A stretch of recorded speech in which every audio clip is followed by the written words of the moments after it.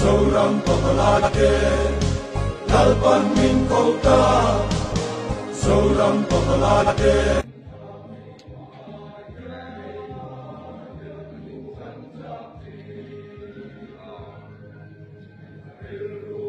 Jalan saya tak nomor 4 pula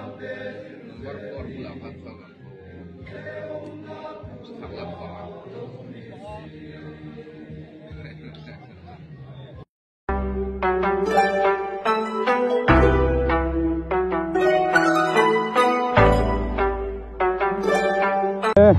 Không bị chơi mang nùa em mang nùa mò anh đi coi chẳng hạn em đi college lùng đa quê hi em ai rồi chẳng in mò anh đi chú anh đi in coi về ngay chẳng lâu cầu khán chẳng lâu cao ngay nè mò vòng còn mò anh đi chú là nè lẹ còn cái chăn em cái chăn em vác lâu anh đi ta sẽ quay lại ngay thèn anh đi tập chú thì khách chuan bùi ôi kolum zual bùi po aziom thèng anh luom ngó tăng in ôi lại anh luom đòn khai thèn đủ thế mấy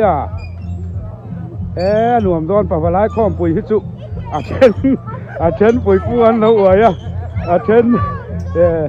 tụi em mình ăn ra chú chú ăn tiền của anh đi bảo lại hít chú ăn hết thì đấy này hi nè ôi nó sabi lúc tụi ca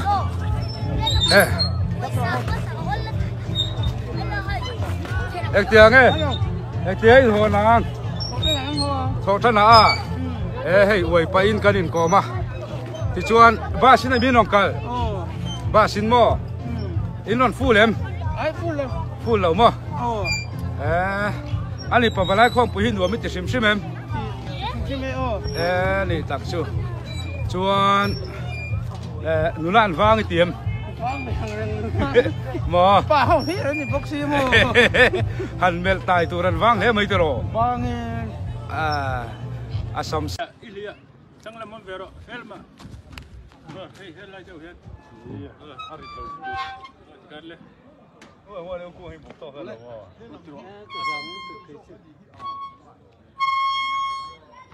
sao mà kalau cium về cái chỗ cái gì sầm sari về cái này buk nó thì cái sari ruk thì cái này giống sari ruk phải sao cái này cái cium mò red khát nghe red cái sầm không hả cái buk cium cái xin nó tiền thì biết thế nào cái buk sống thì biết nó sao mà sầm buk bắt thung về sao cái này ra mà cái là cái gì phát tiền lông phun lại không mà ăn quá anh nó tờ thì